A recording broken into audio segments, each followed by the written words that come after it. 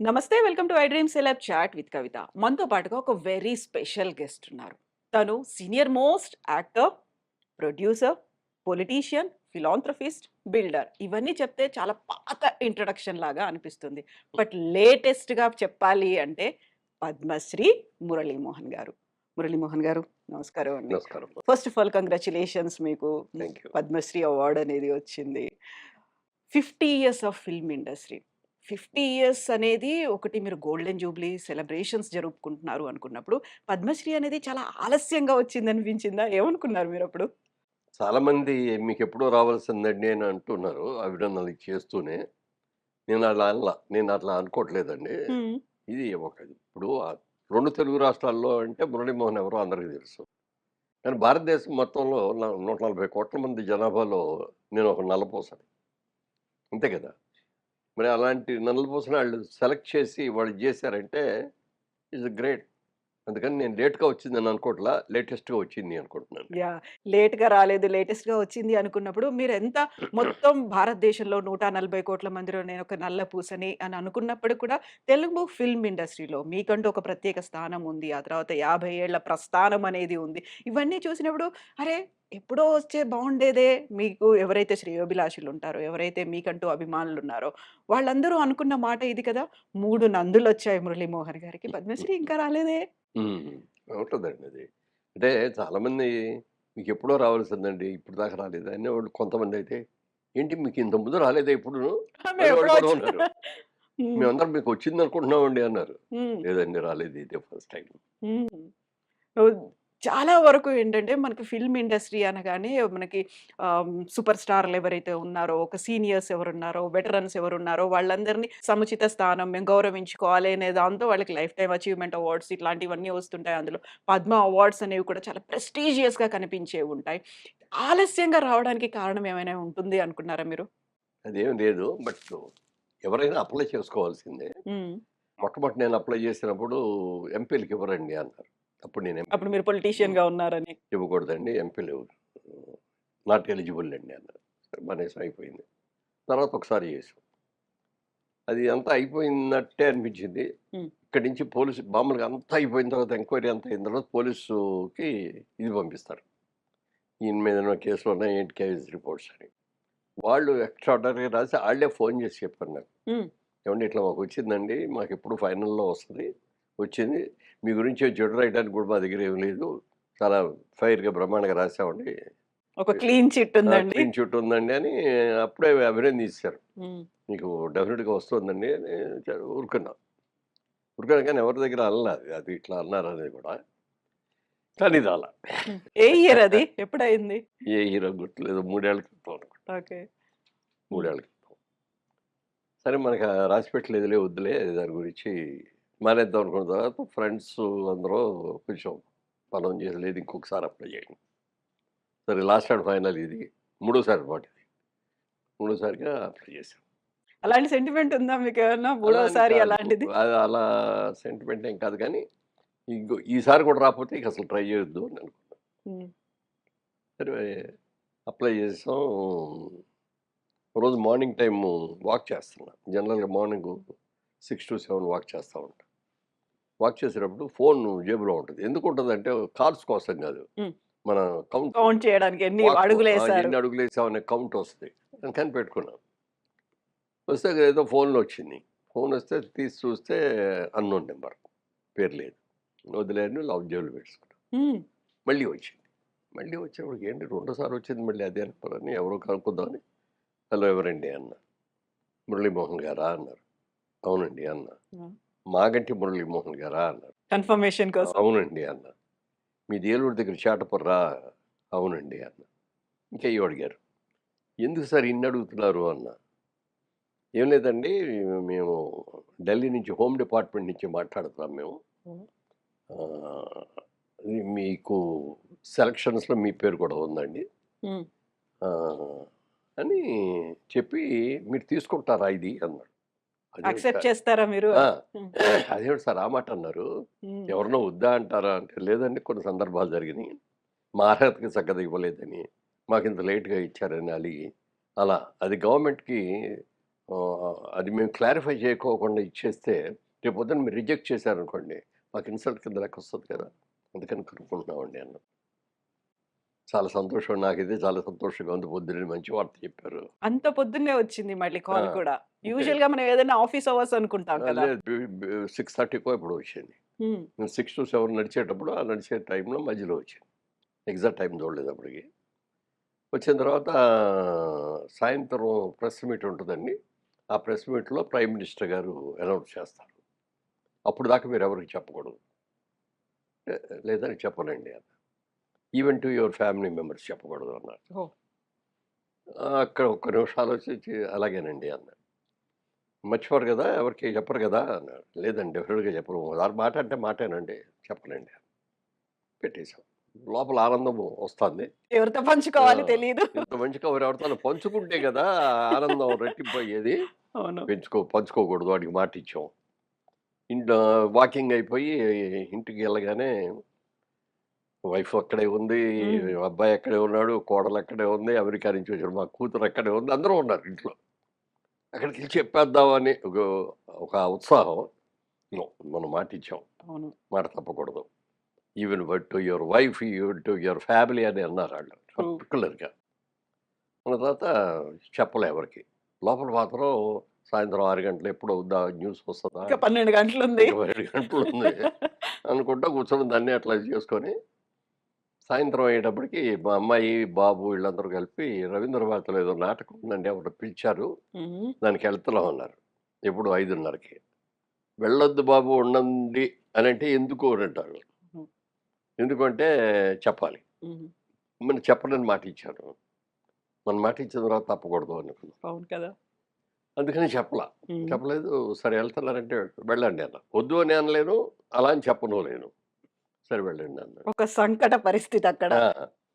సరే వెళ్ళిపోయారాళ్ళు. వెళ్ళిపోయిన తర్వాత 6 అవుతాంది. ఆహ్, ఛానెల్ మారుద్దాం మావిడిని. హ్మ్. ఛానెల్ మారుద్దాం. ఏదైనా న్యూస్ ఛానెల్ న్యూస్ పెడదాము. ఎటొస్తది? న్యూస్ చూడాలి అన్నా. ఆ! న్యూస్ తర్వాత చూసుకుందురు గానిలెండి. ఇదేదో ఈ సీరియల్ ఏదో చూస్తే ఇది అయిపోతాంది. ఇది అయిపోయిన తర్వాత చూదురు గానిలే అన్నా. ఆవిడకి చెప్పలేను. ఇట్లా ఏదో న్యూసు పద్మ అవార్డ్స్ వస్తాంది. మన పేరేమన్నా ఉంటదేమో చూద్దాం అనే మాట కూడా అనలేను. అనలేరు. మనసులో ఇంకో అనుమానం ఉంది. అసలు ఇది రియల్ కాలా? ఫాల్స్ కాలా? అంత ఒకటి. పొద్దున్నే ఎందుకొచ్చింది? అంత పొద్దున్నే ఎందుకొచ్చింది? మామూలుగా ఆఫీస్ టైమ్‌లో హ్మ్. చేస్తారు గదా! అవును. అనుకున్న తర్వాత ఫాల్స్ కాల్ అయిందనుకోండి. ఇప్పుడు ఈళ్ళందరికి ముందే చెప్పేసి ఈళ్ళందరూ ఎక్స్‌పెక్ట్ చేసి డిసప్పాయింట్. రాకపోయేటప్పుడు ఆళ్ళు డిసప్పాయింట్ అయ్యి, నేను డిసప్పాయింట్ అయ్యి, నేను సిగ్గుపడిపోయి, ఛీ! ముందెందుకు చెప్పావని మళ్ళీ నాకు లేని అనుకోవడం ఇట్లాంటియన్నీ వస్తాయని ఎవరికీ చెప్పలా. 6:15 ఎంతో అయింది. అవును. ఫోన్ మోగింది. ఫోన్ మోగంగానే సారథి స్టూడియో నుంచి రాజేంద్ర అని ఒకాయన సారథి స్టూడియోలో మేనేజర్‌గా ఉంటాడు. మురళీమోహన్ గారు నమస్కారం అండి అన్నాడు. నమస్తే ఏమ్మా రాజేంద్ర బాగున్నావా అన్నా. కంగ్రాచ్యులేషన్స్ అండి అన్నాడు. దేనికి అన్నా. మీకు పద్మ అవార్డ్ వచ్చింది కదా అన్నా. అన్నాడు. అంటే నీకెవరు చెప్పారు అన్నా. సార్ అదేంటి సార్ టీవీలో న్యూస్‌లో వస్తుందండి అన్నాడు. అనంగానే మా ఆవిడని ముందు ఆ పాప అర్జెంట్‌గా టీవీ న్యూస్ చూడాలి అని ఆన్ చేశా. ఆన్ చేస్తే వస్తాంది. హమ్మయ్య! కన్ఫర్మ్. కన్ఫర్మ్ అయిపోయింది. అని వెంటనే మా అబ్బాయికి, అమ్మాయి ఆళ్ళు వెళ్తున్నారు రవి రవీంద్రబాద్‌కి ఆన్ ద వే. ఆళ్ళకి ఫోన్ చేసి వెంటనే వచ్చేయండి అన్నా. ఏంటన్నారు? చెప్పొద్దు కదా! ఏంటంటే చెప్పారా? లేదు లేదు చెప్పాడు. మళ్ళీ ఏం కంగారు పడతారు మా ఆవిడకి ఏమైనా బాగోలేదని పరిగెత్తుకొస్తారు అని చెప్పి ఇట్లా టీవీలో న్యూస్ వచ్చింది. పద్మశ్రీ అవార్డు కన్ఫర్మ్ అయింది అన్నా. అలా అయితే వచ్చేస్తున్నాం అన్నారు. వాళ్ళు బొకే గికే పుచ్చుకొనొచ్చారు. రాగానే అది ఒకటో సెలబ్రేషన్ లాగా అందరం ఒకళ్ళనొకళ్ళు హగ్ చేసుకొని హ్మ్. చేశాను. మరి పొద్దున్నుంచి ఎందుకు చెప్పలేదు నాన్నగారు? మీకు ముందు తెలీదా? చెప్పలేదా? అన్నారు. చెప్పారు. కానీ చెప్పొద్దన్నారు. నాకు కూడా మనసులో చిన్న అనుమానం ఉంది. నిజంగా హోమ్ డిపార్ట్‌మెంట్ నుంచి వచ్చిందా? ఎవడన్నా మనల్ని ఫూల్ చేయటానికి ఒక ఫ్రాంక్ కాల్ చేశాడా? అయ్యుంటదా? ఇదేమిటో తెలియకుండా ఎందుకు చెప్పలేదు అన్నా. హ్మ్. ఆ విధంగా అట్లా అయిపోయింది. ఇక అక్కడి నుంచి ప్రతి నిమిషానికి ఒక కాల్ నాకు ప్రతి కాల్స్ ఎన్ని కాల్స్ వచ్చినాయో చెప్పడానికి లేదు. ఫోన్ మాట్లాడి ఇది ఆన్సర్ చేసే లోపల ఇంకోటొచ్చేస్తది. ఇంకోటొచ్చేటప్పుడు ఇంకోటొచ్చేస్తది. ఇక మా ఆవిడ ఫోన్ కూడా తీసుకొని ఇంతే ఆడికి ఇదొస్తది. ఆవిడ చుట్టాలు, ఆవిడ తెలిసినోళ్ళు, ఆవిడ ఫ్యామిలీ మెంబర్స్. అట్లా ఇక అసలు ఫోన్ అయిపోయింది. రాత్రి 11, 12 దాకా ఫోన్‌లు చూస్తానే ఉన్నా. హ్మ్. మార్నింగ్ లేచినప్పటికి మళ్ళీ మార్నింగ్ మొదలైంది. సరే ఇవాళ వాకింగ్ ఎగ్గొట్టేద్దాంలే ఫోన్‌లు కానీయండి. సరే ఆ రోజు పోనీలే. కాలేదా వాకింగ్ ఇంకా? రెండో రోజు వెళ్ళా. ఒకటి ఓకే. అంటే 26 తారీఖు. 25 నైట్ ఇది. 25. హ్మ్. 26 మార్నింగ్ వెళ్ళాలి. వాకింగ్ వెళ్ళిపోదామని అనుకోని ఫోన్లు వచ్చేస్తున్నాయి. వాకింగ్ చేస్తా ఫోన్ చూస్తా ఫోన్ పెడితే ఎక్కడ ముందు పడతాం ఎత్తుకొచ్చింది. వాడికి మానేద్దాంలే అనుకోని ఇంట్లోనే కూర్చొని పొద్దున్నే మీకు కాలొచ్చింది. వాకింగ్ చేస్తున్నారు. ప్రతి డీటెయిల్ అడుగుతున్నారు. మీ ఇంటి పేరుతో సహా, మీ ఆ! ఊరి పేరుతో అవన్నీ ఒక ఇరిటేషన్ అనిపించిందా? ఈళ్ళెవరు నాకు కాల్ చేసి ఇంత అడుగుతున్నారు అని? అంటే 1, 2 సందర్భాల్లో ఇలాంటివి జరిగినియి.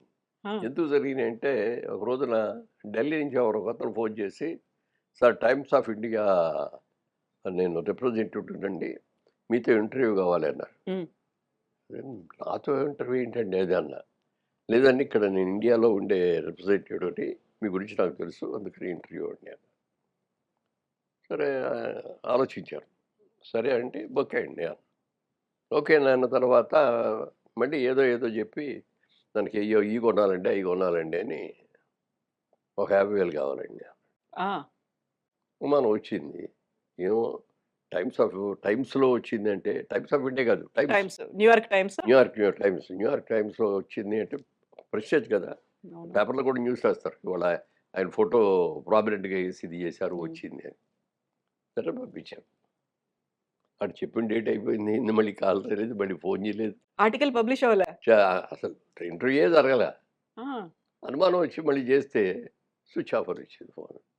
ఓహ్! ఎవడో నన్ను ఫూల్ చేశాడురా బాబు అనుకున్నా. అని ఇక్కడి నుంచి మనం చాలా జాగ్రత్తగా ఉండాలి. ఇలా ఫూల్ అవ్వకూడదు ఎవరి దగ్గర కూడా. హ్మ్. అనుకోని అది ఉంది. మనసులో అది ఒకటుంది. అందుకని ఇది ఫాల్స్ కాలేమో అనే ఒక డౌట్. అనుమానం ఉంది. అయినా అనుమానం కానీ ఉంది. ఆన్సర్స్ ఇస్తున్నారు. ఆ! హ్మ్. అంటే కన్ఫర్మ్ ఇంకా న్యూస్ చూసిన తర్వాతే కన్ఫర్మ్‌డే. ఆ! లేదు అప్పుడు కాదు. మార్నింగ్ పొద్దున్నే. నుంచి. మార్నింగ్ మార్నింగ్ నుంచి 6:30కి మీ ఇంక వేరే కాల్. ఫోన్‌లొస్తుంటే ఏ ఫోన్‌కొచ్చినా ఆతృతగా మళ్ళీ చూడటం. అదేదో వేరే కాల్ అవ్వటం. హ్మ్. రాష్ట్రపతి భవన్‌లో అక్కడ ప్రెజెంటేషన్ సెరమనీ అవుతోంది. 'మురళీ మోహన్' అనే ఒక పేరొచ్చింది. ఆ తర్వాత పద్మశ్రీ అవార్డ్ అనేది వచ్చింది. ఆ టైంలో మీరు వెళ్ళాలి, వెళ్లి దాన్ని రిసీవ్ చేసుకోవాలి. ఆ క్షణాలు ఒక మెమరబుల్ మూమెంట్స్, ఒక నాస్టాల్జిక్ మూమెంట్ అంటారు కదా! వాటిని గుర్తు చేసుకుంటే ఏమనిపిస్తుంది ఇప్పుడు? అది లాస్ట్ జనరల్‌గా ఏంటంటే జాన్యువరిలో అనౌన్స్ చేసేసి ఫిబ్రవరి లేదా మాక్సిమం మార్చిలో ఇచ్చేస్తారు. హ్మ్. ఒక్కసారి అన్నీ ఇవ్వలేరు కదా! ప్రెసిడెంట్ అవును. కూడా ఆవిడ కూడా 140 150 ఉంటాయనుకుంటా. 140 అన్నీ కలిపి. అంటే భారతరత్న, పద్మవిభూషణ్, పద్మభూషణ్, పద్మశ్రీ 4 అవార్డ్స్. అంటే అది వరుసలో చూసుకుంటే Bharat Ratna number 1 award. Hmm. Padma Vibhushan second, Padma Bhushan third, Padma Bhushan. Padma Shri is fourth. అంటే ఇండియాలో ఉన్న టాప్ 4. టాప్ 4లో ఇదొకటనమాట. హ్మ్. సరే ఈ తక్కువ భారతరత్న అనేది ఒకటే ఉంటది. అంతకంటే ఉండదు. ఉంటే. ఒక సంవత్సరం లేకపోవచ్చు కూడా. అలాగే పద్మభూషణ్, పద్మవిభూషణ్‌లు కూడా మాక్సిమం ఉంటే ఒక 5, 6 ఉంటాయి. అంతకంటే ఎక్కువ. రెండే ఉంటాయట అయి కూడా. తర్వాత పద్మశ్రీలు ఒక 100 110 ఉంటాయి. హ్మ్. అన్ని స్టేట్స్ అన్ని రిప్రజెంటేటివ్. స్టేట్స్‌ని హ్మ్. కూడా హ్మ్. అంటే స్టేట్‌కి రిప్రజెంట్ చేయాలని కాదు. ఇదివరకేమో అందరికి విద్యావంతులకి, సంగీత కళాకారులకి, సినిమా నటులకి ఇట్లాగే ఇచ్చేవారు. ఒక 8 ఏళ్లుగా మోడీ గారొచ్చిన తర్వాత ఎందుకు వీళ్ళకే ఇవ్వాలి? హ్మ్. బోలెడంత మంది టాలెంట్ ఉన్నారు. వాటిని విస్తరించొచ్చు పల్లెటూరులో కదా! ఉంటారు. హ్మ్. ట్రైబల్స్ ఉంటారు. వాళ్ళలో కూడా ప్రత్యేకతలు ఉంటాయి గదా! వాళ్ళనెందుకు మనం సెలెక్ట్ చేయకూడదని అయి చేయటం మొదలుపెట్టారు. చెప్తే చాలా ఇప్పుడు ఇక్కడ మన ఆంధ్రప్రదేశ్ నుంచి కూడా, తెలంగాణ నుంచి కూడా చెట్లు నాటుతాడు ఒకతను. అవును. అతనికిచ్చారు. వనజీవి రామయ్య. వనజీవి రామయ్య. రోజు అంటే ప్రతిరోజు లేచిన తర్వాత ఎక్కడో చోట చెట్టు పాతితే గాని ఆయన నిద్ర పట్టదో, టిఫిన్ తినటం. అట్లాంటి ఆళ్ళని. అలాగే తమిళనాడులో ఒక అమ్మాయి చిన్నప్పటి నుంచి కూడా ఇడ్లీలు అమ్ముకుద్ది. భర్త పోవటం ఏదో జరిగిందనుకుంటా. చిన్నప్పటి నుంచి ఇడ్లీ షాప్‌లాగా పెట్టుకుంది. తనే పిండి నానబెట్టుకుంటది. తనే పిండి రుబ్బుదుకుంటది. మిషన్లు గిషన్లు ఏవో చేత్తోనే. అలాగే కట్టెల పొయ్యి మీద ఈ ఇడ్లీ ఇదివరకు ఇట్లా పెద్ద ఇలాగ ఇడ్లీ వచ్చే పాత్ర పాత్రలు ఇడ్లీ పెట్టి. పాత్రలాగా. దాంట్లో ఇడ్లీలన్నీ ఏసి ఆ పిండంతా పోసి అది పెట్టి చేయటం. అప్పటికి తినటానికి వచ్చేవాళ్ళొస్తే ఒక్కొక్కటి తీసి ఆళ్ళకి 2, 3 ఆ రోజుల్లో ఎంత అమ్మిందో తెలీదు. ఈ అవార్డ్ వచ్చే నాటికి రూపాయి ఇడ్లీ. రూపాయికే ఇడ్లీ. వాళ్ళెవరు ఇవ్వట్లేదు అసలు అవును. రూపాయలకి అది. 2 రకాల పచ్చళ్ళు చేసేదుంటుంటే. ఆవిడని సెలెక్ట్ చేసి పద్మశ్రీ ఇచ్చారు. అట్లా ట్రైబల్స్ మొన్న మాతో పాటు కూడా కొంతమంది ట్రైబల్స్ వచ్చారు. హ్మ్. ఆళ్ళని ఈకలు గీకలు పెట్టుకొని అవును. ఓ ఫోక్ పట్టుకుంటూ నాగాలాండ్ దగ్గర ఆ! నుంచి ఆళ్ళు వచ్చారు. అందుకని అట్లా ఇవ్వటం మూలంగా ఏంటంటే, ఈ కేటగరీ కొంచెం తగ్గి అయి కూడా ఇంక్లూడ్ అయినియి. సరే వచ్చిన తర్వాత జరగల. హ్మ్. ఫిబ్రవరిలో జరగలా, మార్చిలో జరగలా. అందరూ అడుగుతారు ఎప్పుడు అని తెలీదండి. అక్కడి నుంచి వస్తే కదా తెలిసేదని. సరే చివరికి నేను అమెరికా వెళ్ళాల్సొచ్చింది. మా ఇద్దరు గ్రాండ్ డాటర్స్ మ్యారేజ్‌లుంటే ఆ మ్యారేజ్‌ల కోసం. ఈ ఈ క్షణంలో రాకూడదు. మనం తిరిగొచ్చాక రావాలి. ఎలాగో లేదంటే పోస్ట్‌పోన్ అయింది. ఇంకాస్త పోస్ట్‌పోన్ క్యాన్సిల్ అవ్వాలి. చేసుకొని వచ్చేయాలి కదా! అవును. అని అనుకుంటా కూర్చున్నాం. అది ఏం చేస్తారంటే ఆల్ఫాబెటికల్ ఆర్డర్‌లో ఇస్తారు. హ్మ్. A to Z. A to జెడ్‌లో 50% ఏ టు 7 వరకో, 5 వరకో ఏదో ఇచ్చారు. ముందొచ్చేస్తాయి. ఆ తర్వాత నుంచి సెకండ్ దాంట్లో. ఫస్ట్ డే నాకు ఉండంగా అనౌన్స్ చేశారు. ఏం ఇచ్చేసారు. కదా! సెకండ్ ఫస్ట్ దాంట్లో దాంట్లో మనం ఉంటుంది. లేము. గ్యారంటీగా ఆళ్ళు అనౌన్స్ చేసేటప్పటికి మనం ఇండియా ఎళ్ళిపోతాం.